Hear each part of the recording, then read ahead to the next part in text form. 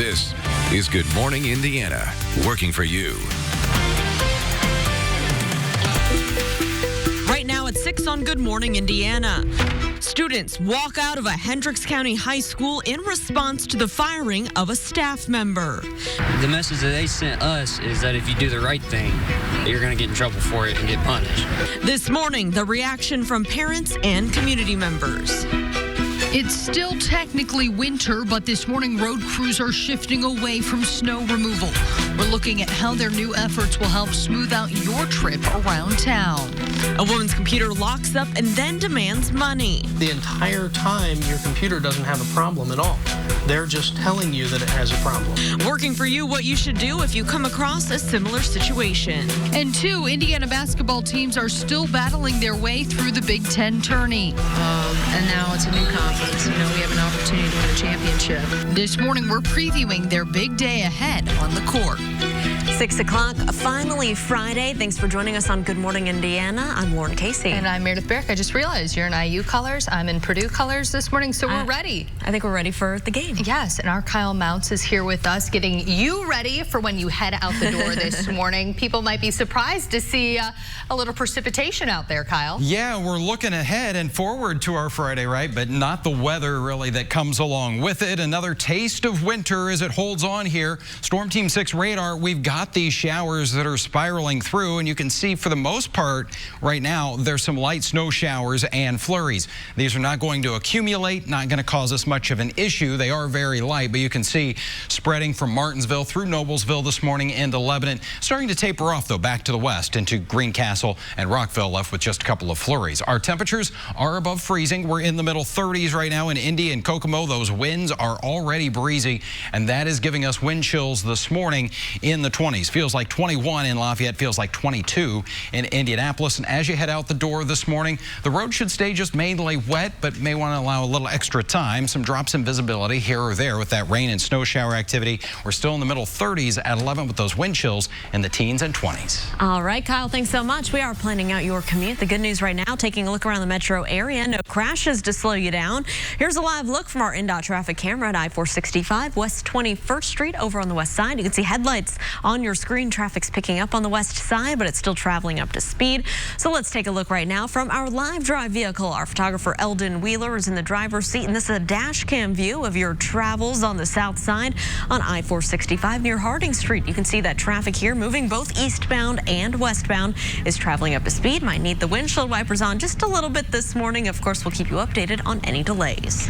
The community response for change is growing louder and louder in Hendricks County following the firing of a school staff member. Not for misconduct, but for trying to report it. First, parents, now students are saying that that district is sending the wrong message.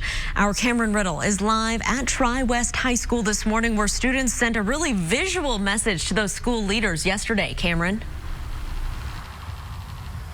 Yeah, that's right. Good morning. Several students here at Tri-West High School are making their feelings known loud and clear following the firing of a school staff member, and they did so by walking out of class. Now this morning, we are hearing from students and community members who say they are far from happy with the school district. Tri-West fired Attendance Secretary Dave Pyatt this week after he talked only to RTV6. He, along with many parents and community members, questioned how administrators handled claims against teacher Tyler Bruce. Bruce is accused of sexual misconduct with a student. Pyatt says he saved surveillance video evidence related to the allegations and shared it with law enforcement and RTV6 because he did not trust the district to preserve that footage. Many students say firing Pyatt is sending the wrong message. Coming here and being ashamed of where I come from now, and being ashamed that our school board or anybody has done nothing about it, and that they fired somebody for doing the right thing before they fired anybody else involved in this investigation is ridiculous. School corporation has not been dealing with. They refuse to acknowledge our problems, and they aren't doing what's right. So we're trying to get them the message that they should do the right thing and reconsider their choices.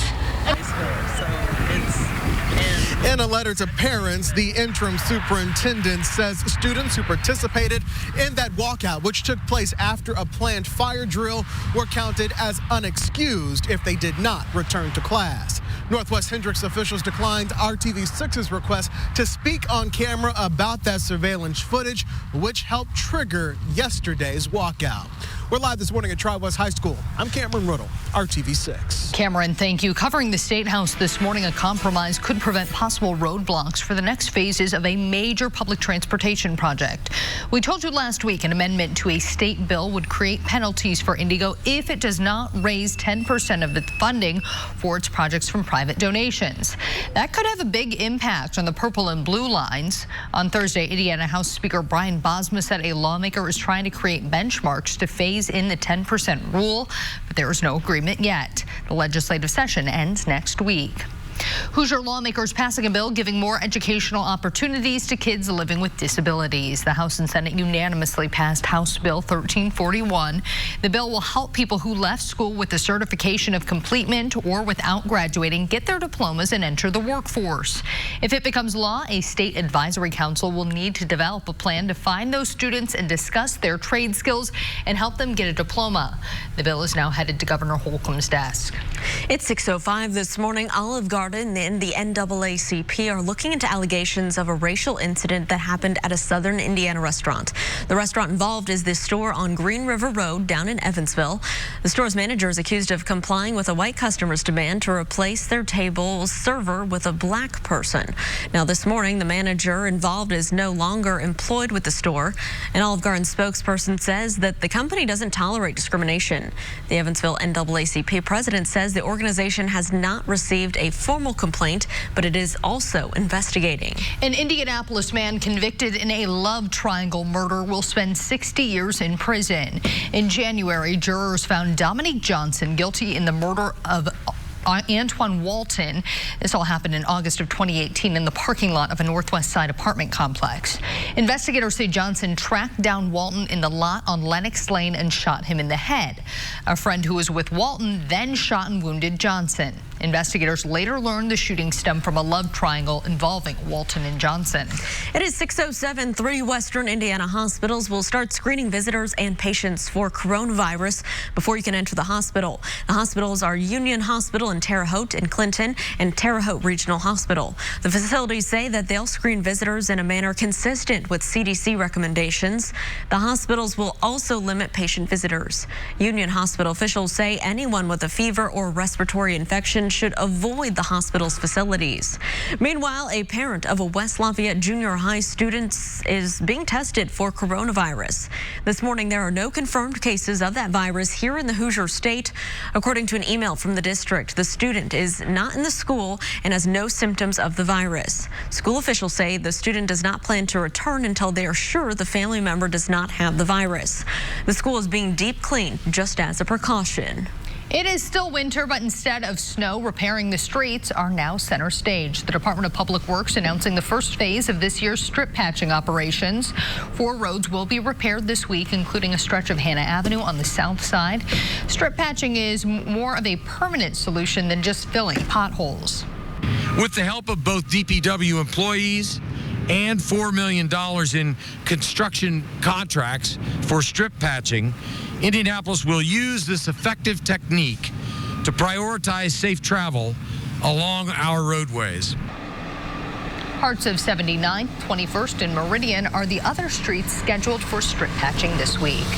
At this hour, police continue their desperate search for 2 siblings missing from Idaho. New at 6:11, the charges their mother faces when she faces a judge for the first time. Kyle. And Lauren, it has been a mild and breezy week here across central Indiana, but March, we're still technically in winter, and we've got some of those snow showers mixing in this morning with temperatures in the lower 30s. So you'll have that as you head out the door. Those move out this afternoon, but it stays chilly, 38, and wind chills are going to feel even colder with that stiff northwest breeze. We'll talk about the weekend, and yes, there's some warmer air back in the forecast. You're watching Good Morning Indiana on WRTV6.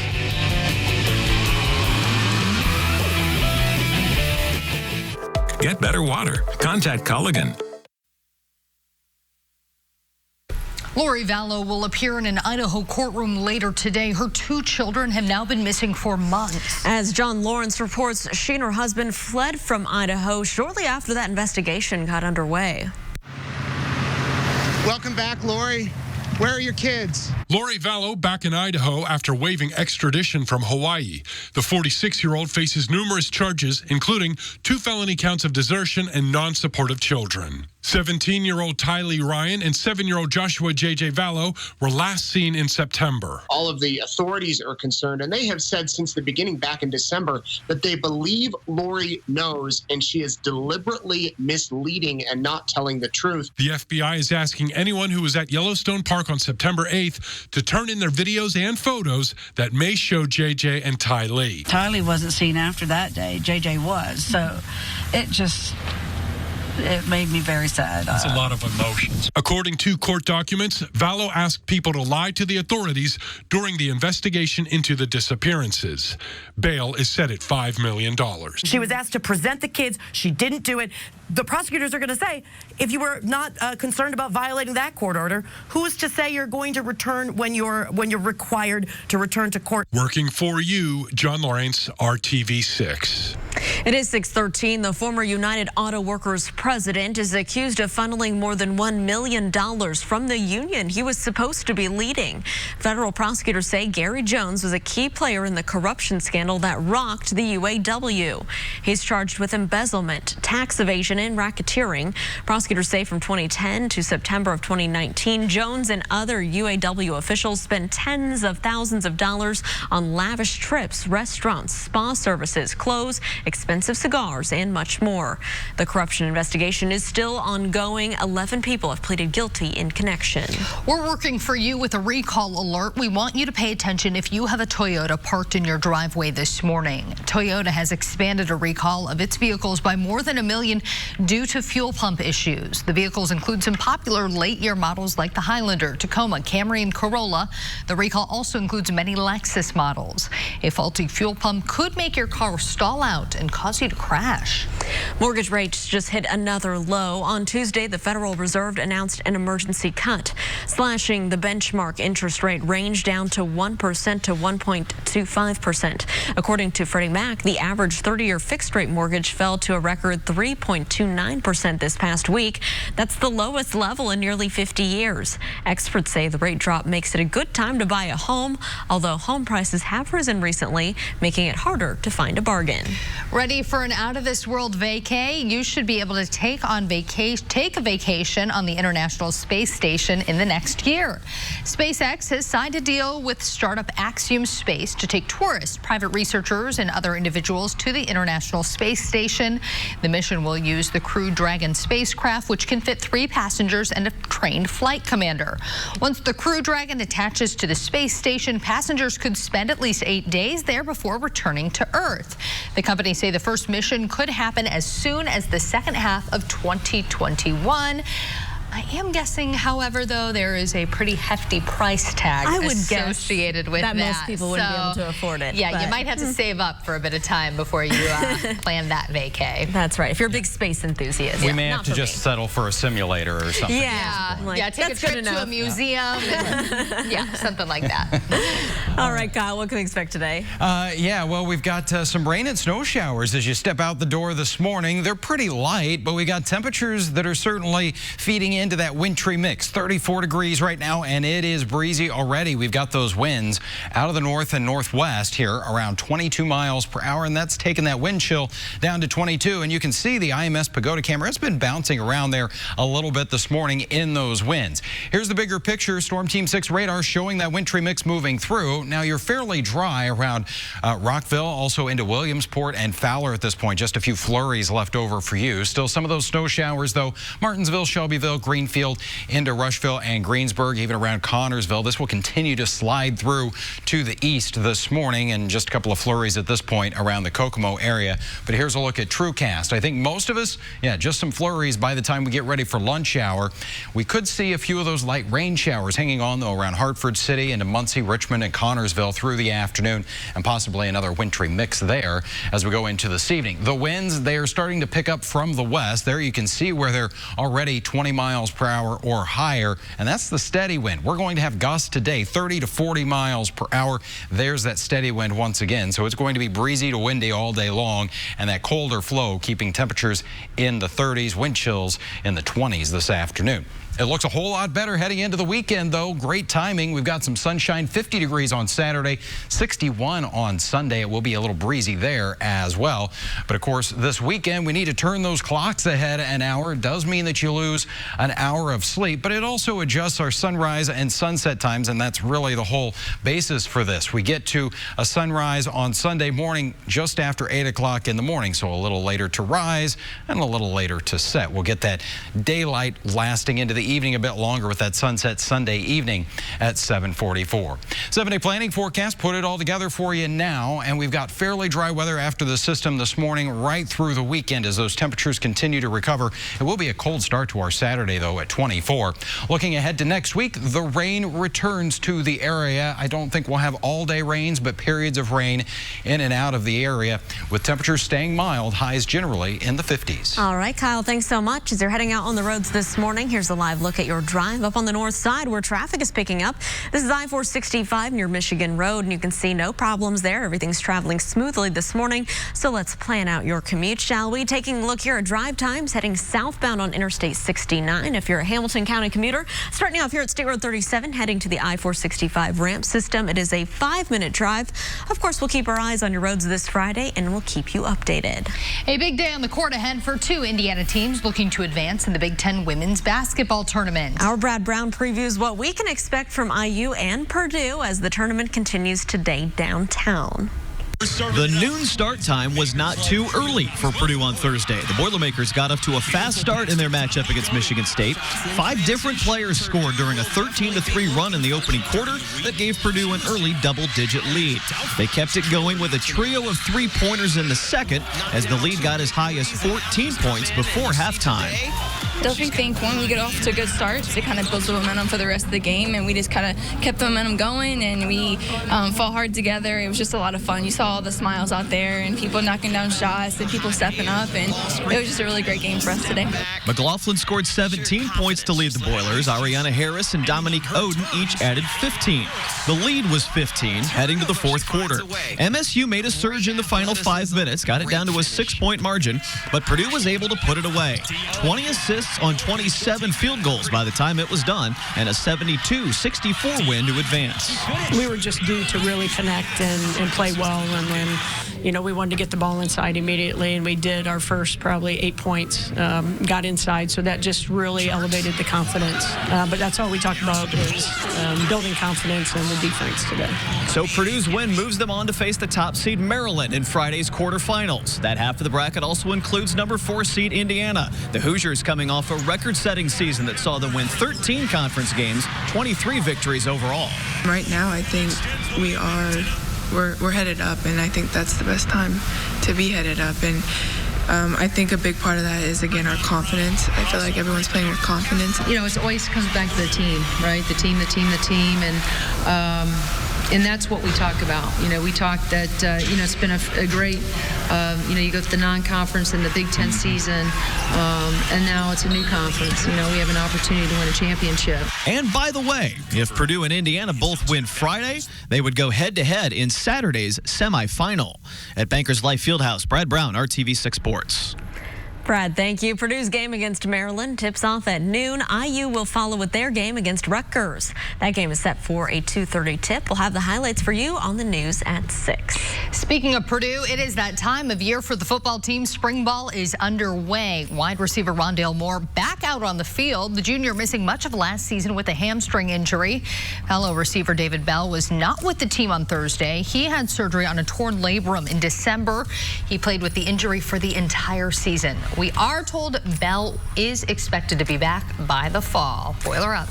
Well, how far would you go to encourage your kids to read? New at 624, the Heights one principal is going to show his students the importance of picking up a book. Disney's Onward journeys into theaters today. It's the story of 2 elf brothers determined to discover if there is magic still out there. Good Morning America sits down with Chris Pratt and Tom Holland to reveal how their families helped create their on-screen bond. We'll be right back. For $78. Anyone see my keys in there? Welcome back to Good Morning Indiana. Here's your reminder. Daylight saving time starts this weekend. We're moving our clocks ahead 1 hour Sunday morning. Don't worry, we'll be struggling right along with you Monday morning after losing that extra hour of sleep. Nothing like waking up at 1:30 when you're used to waking up at 2:30. It's going to be a rough morning. Yeah, we will make it through, just like this Southern Indiana principal who is waking up on the roof of his school this morning. Rick Hunt is the principal at Rockport Elementary School near Evansville. He challenged his students to read for more than 60,000 minutes. The students crushed the challenge, of course, meaning he got to spend the night on the school. He says he's excited to encourage kids to keep reading. Hopefully he was bundled up. I was going to say, yeah, I hope he had a lot of sleeping bags and maybe a space heater or something out there. Oh, yeah. Well, college students out in South Carolina are trying to raise $75,000 for a man who lost his home in a fire. That man is right here, Wendy's employee Malcolm Coleman. His insurance policy had lapsed, so there was no money for the repairs. When a University of South Carolina business fraternity learned about Coleman, they knew they had to take action. So this morning, a GoFundMe set up has raised nearly $17,000 so far. Oh, that's very nice great. of them. Animal control in Kansas City, Kansas say they have never seen anything like this before. A dog chasing a squirrel goes a little too far and ends up stuck in the tree. Once little Henry got up there, he couldn't get back down. Officers say it was a challenge to get Henry down, but he is safe this morning.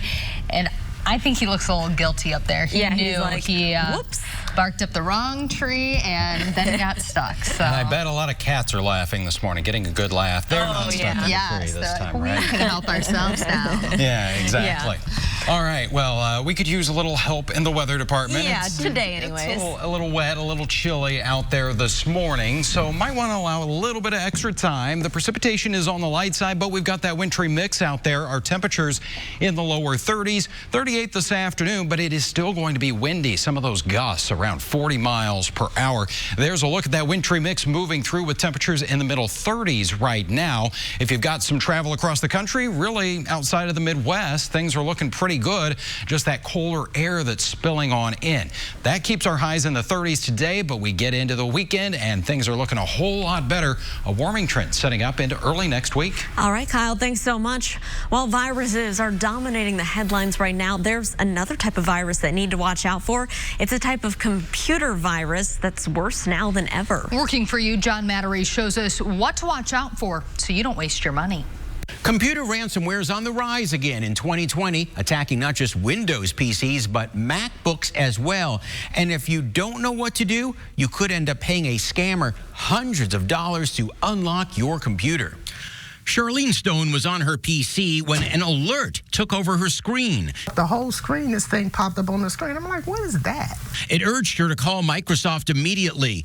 But Charlene's been hit with computer scams before, so she tried to close the box. Couldn't get the mouse or anything to move. I tried every key on the keyboard, and nothing would move. Charlene was a victim of ransomware that sneaks into PCs and Apple MacBooks as well. It locks your screen until you hand over your credit card or gift card.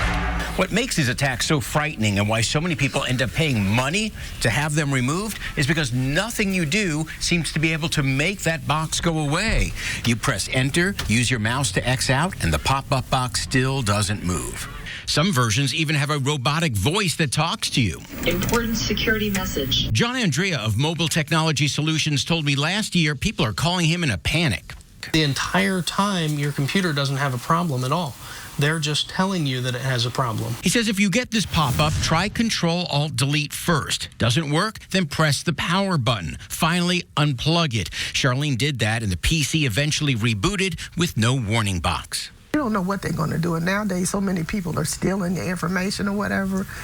There's one type of ransomware that won't go away with a shutdown because it encrypts your files. You'll have to contact a PC repair shop if you're hit with that one, so you don't waste your money. Working for you, I'm John Mattery. Good morning, Indiana. John, thanks. For more cost-saving tips and ideas, visit the money section of our website, theindychannel.com. This is Good Morning Indiana, working for you. Now on Good Morning Indiana on this Friday morning, here's a look at your 6:30 news feed. Eastern Hancock schools will be back open today after shutting down for 2 days due to illnesses earlier this week. More than 20% of the district's students were absent because they were sick.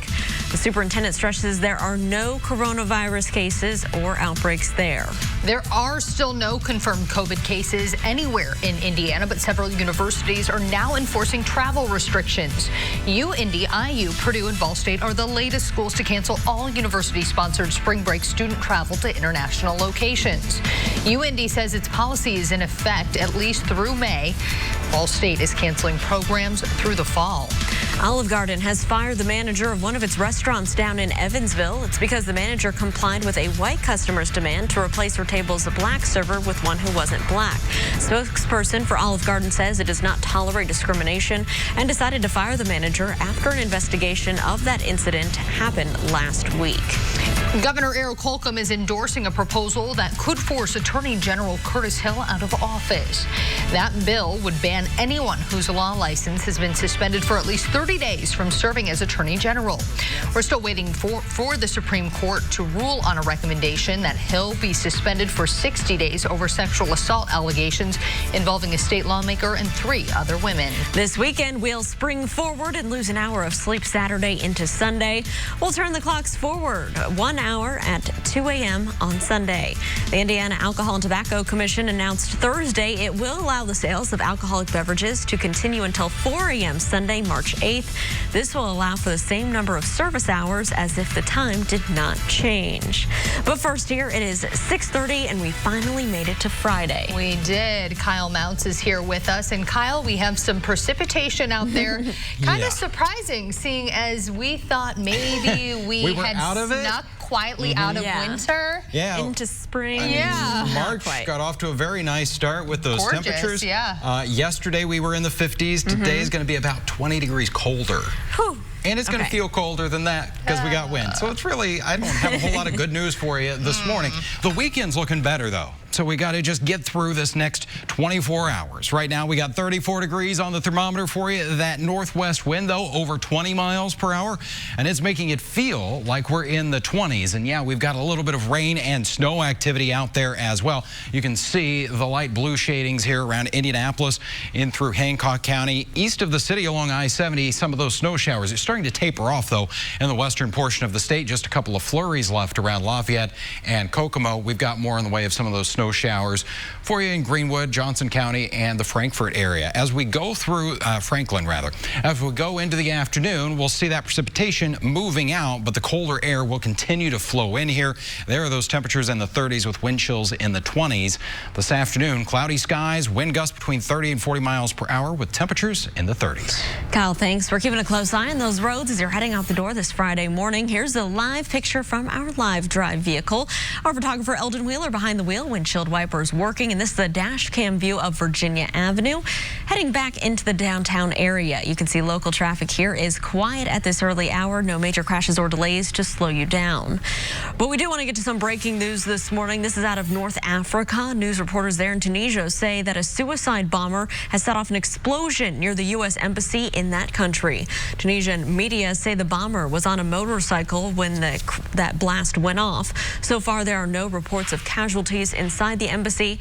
Tunisia has been a target of extremists in recent years, leading to the deaths of dozens of people. Of course, we'll continue to find out more information on this developing story throughout the morning right here on WRTV 6. It is 6:33. Students at a Hendricks County high school are making sure that they're being heard when it comes to the firing of a staff member. This comes in form of a student walkout following a Call 6 Investigate story. The students were supporting a former school employee they say was trying to protect them from a teacher charged with enticing another student. Our Cameron Riddle is live outside Tri-West High School this morning with more on what the community is saying and how the school is responding. Cameron.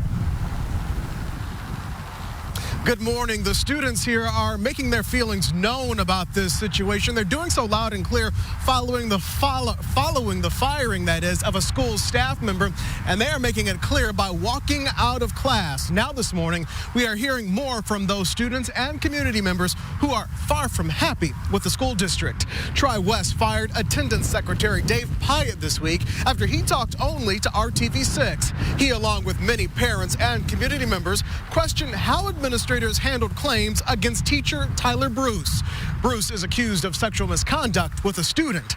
Pyatt says he saved surveillance video evidence related to the allegations and shared it with law enforcement and WRTV6 because he did not trust the district to preserve that footage. The school board is scheduled to meet on Tuesday night, and Pyatt's firing is now renewing some calls for board members to resign. Yeah, you guys just need to start doing the right thing. You've had several chances to do the right thing, and you continue to fail, and you're just looking out for yourselves and trying to cover everyone's back, and it's finally starting to come down on you, and I think it's good that it's coming down on you. The right thing needs to be done, and the people that don't want to do the right thing need to get out. Myself and a number of parents and community members have actually been working on petitions to have requested the school board step down. In a letter to parents, the interim superintendent says students who participated in that walkout, which took place after a planned fire drill, were counted as unexcused if they did not return to class. Northwest Hendricks officials declined WRTV6's request to speak on camera about that new surveillance footage, which helped trigger yesterday's walkout. We are live this morning at Tri-West. I'm Cameron Ruddle, WRTV6. Cameron, thank you. There are many questions about the action taken by Tri-West High School administrators just before that student walkout was scheduled to take place yesterday. A fire alarm was pulled just 2 minutes before that planned walkout time. The students we spoke to just outside of the school grounds also say that teachers and other staff members attempted to block some of the doors to keep them from leaving that school. A spokesperson for the school district says students were allowed back inside and that absences would be considered unexcused. But one student shared this video with WRTV6 as she tried to go back in to get her car keys but was not allowed to do so. The student was wearing a shirt that read "Respect for Pyatt." Now, WRTV6 reached out to Northwest Hendricks schools to find out why that fire alarm went off and if it was connected to that walkout. They tell us that there was a planned fire drill to happen just before the walkout, and they say no students were blocked from leaving or re-entering that building. We did check with the Liston Fire Department, and they told our Megan Sanctorum that they were not aware of a drill scheduled for yesterday. Of course, we'll continue to find answers about that, and you can find more on this story on the WRTV6 mobile app. A much more in-depth reporting on the Tri-West controversy. It can all be found right here, also at the IndyChannel.com. That includes Call 6 Investigates Kara Kenny's full report and her exclusive interview with Dave Pyatt, as well as that surveillance video that he shared with us here at WRTV6. Again, all of that information, that investigative report, is on the WRTV6 app and also at the IndyChannel.com. We have 1.5 million tests going out in 2,500 test kits this week. To get a coronavirus test to your local doctor. Except that statement from Vice President Mike Pence made 2 days ago does not appear to be true, and now he is walking it back. The vice president is leading the Trump administration's response to coronavirus, but his numbers were first contradicted by one of the federal government's top doctors. Now the vice president says coronavirus test kits are running short in the U.S. as public health systems are beginning to get overwhelmed with possible cases. And as reporter Melissa Rainey tells us, a cruise ship that carried a man who later died from coronavirus is trying to return to port with thousands of passengers.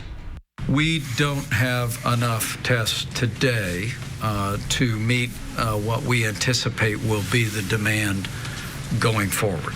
Even though more than 1 million coronavirus tests have been sent out to American hospitals, Vice President Pence says the United States is struggling to keep up with the demand. It's underlying why this crisis could get a lot worse, because we can't even get our arms around what's happening if we don't have testing capacity. For those who we believe have been exposed, for those who are showing symptoms, we've been able to provide the testing. We're focused very much on a cruise ship just off the California coast. From the air, test kits have now been dropped to the Grand Princess cruise ship, which will sit off the coast of San Francisco until tested passengers are cleared, after it was found a man who later died from coronavirus had been on that ship. The majority of people on board are like over 70. So there's a lot of concern there. In the past month, 241 people were refused entry to the U.S. by the Department of Homeland Security, 14 at airports, 227 at land ports. Public health right now is overwhelmed. In Washington state, an eruption of infections and deaths prompted a visit from Vice President Pence. The state is now waiving testing costs for people who don't have insurance. For so long as it takes, we're going to be with you every step of the way. I'm Melissa Rainey reporting. Congress has passed an $8.3 billion emergency bill to combat coronavirus. President Trump is expected to sign it today. The Pentagon is also now warning of a second possible wave of coronavirus cases by next winter. Well, the field narrows in the race for the White House. More on the latest candidate to call it quits and whether she's throwing her support to someone else. At 6:39, we'll be right back. WRTV6 Hiring Hoosiers partner. Now to the latest in the presidential race. Senator Elizabeth Warren has suspended her presidential campaign, but the one-time frontrunner promised to continue to fight. Warren had a very poor showing on Super Tuesday, coming in third in her home state of Massachusetts.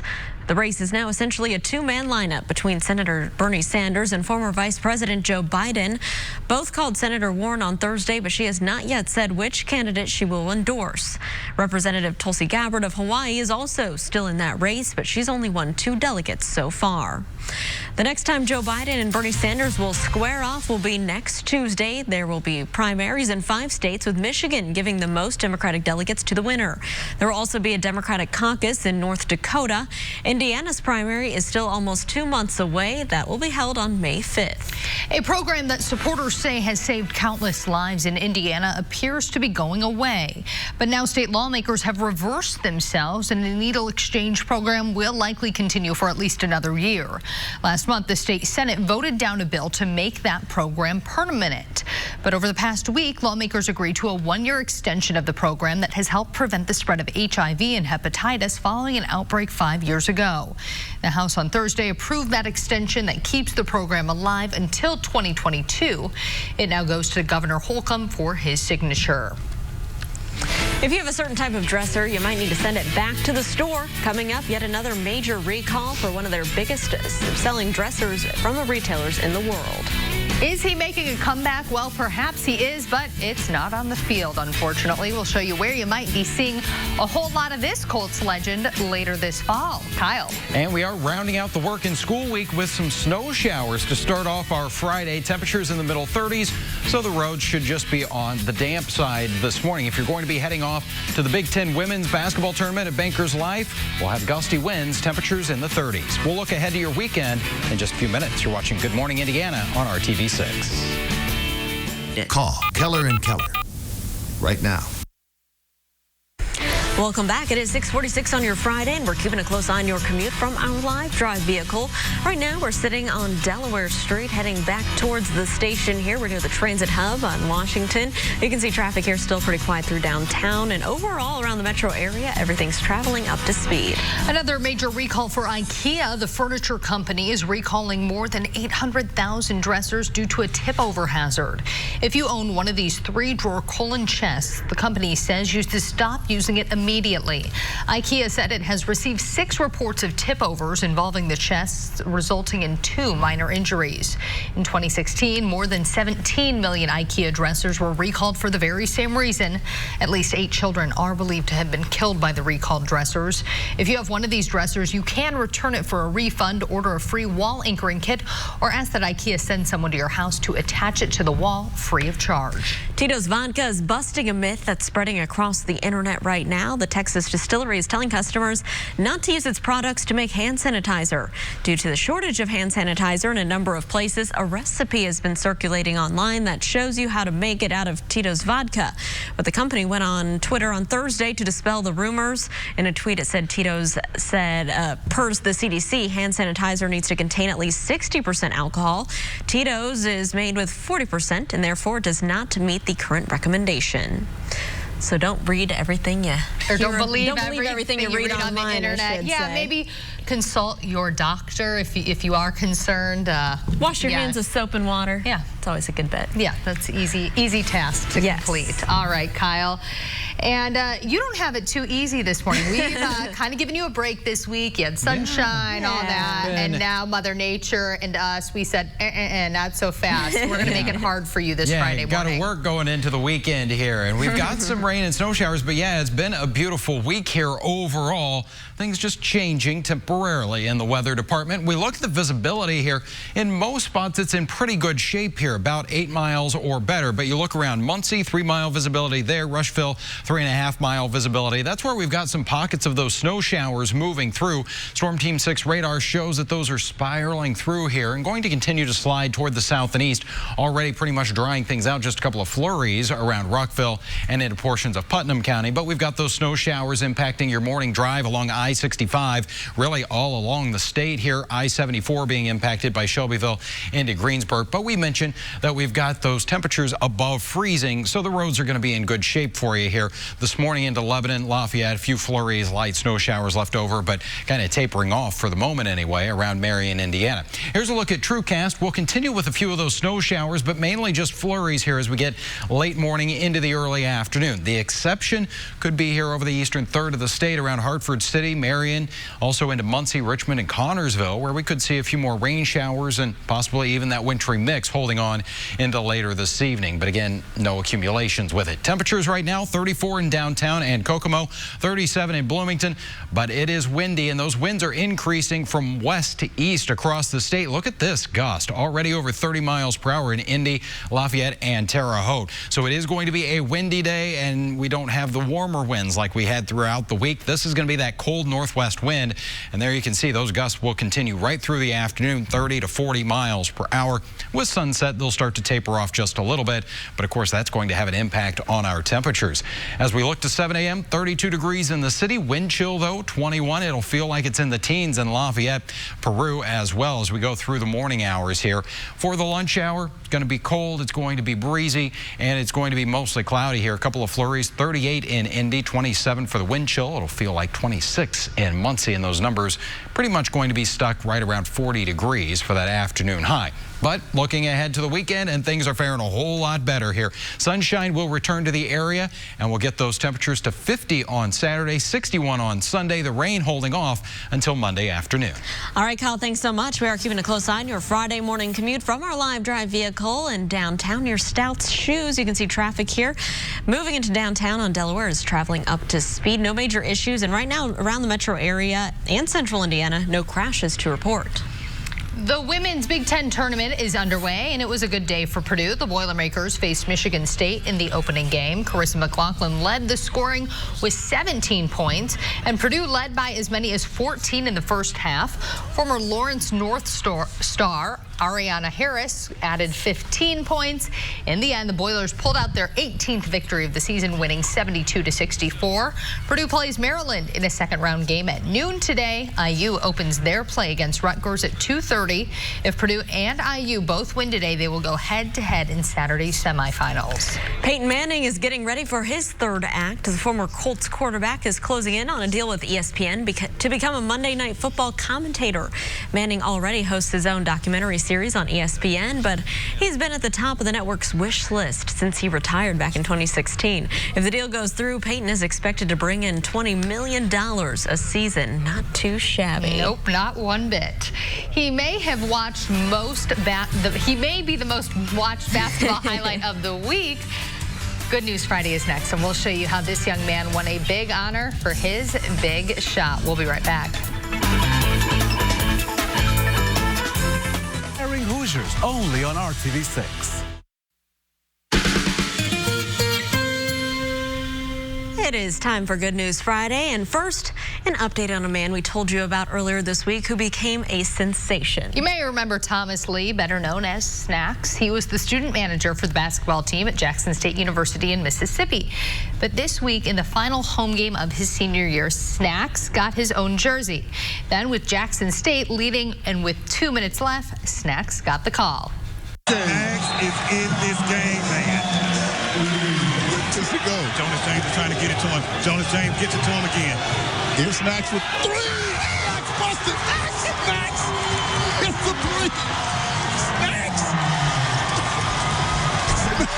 That is what you call a snack attack. But the story of Snacks does not end there. The Southwestern Athletic Conference decided to name Snacks Lee as its Player of the Week. The conference saying Snacks finished with 3 points in 2 minutes and leads the league in social media views. Way to go, Snacks. Way to go. That's and awesome. You win in best nickname ever. Yes, I agree. All right, well, get ready to dunk or twist on a Friday. That's because it's National Oreo Cookie Day. The Oreo was invented by food scientist Sam J. Porcello back in 1912. More than 450 billion Oreos have been sold around the world since then. A North Carolina woman celebrated her 100th birthday doing what she wanted, hanging out in a jail cell. Ruth Bryant celebrated her birthday in jail. Okay. Bryant says she's lived a century and has never been arrested. Good for her. She wanted it off her bucket list and police obliged. Deputies showed up at her assisted living center and handcuffed her. She even resisted arrest by playfully kicking at them. Oh, I love her. That's so funny. That is my girl. She's a good girl, and she just wanted to have... She wanted to feel bad for a day. Yeah. She wanted a breakout room, maybe. That was... Yeah. It's so funny. That is great. That's a so new great. one. I like that one. one. You know, usually we hear like, oh, I stayed healthy living this long by She's like, I'm going to go to jail today. a mile every day. Yeah, she's like, I'm going to jail. Some things to experience. Yes. All right. Here we go. We've got some of those snow showers out there this morning with temperatures in the 30s. Those will taper off. It stays cold and windy. All right, Kyle, thanks. And we're back in 25 minutes and throughout Good Morning America. All your news throughout the day is on the RTV6 app. You stay out of jail, too, this weekend, especially you 100-year-olds.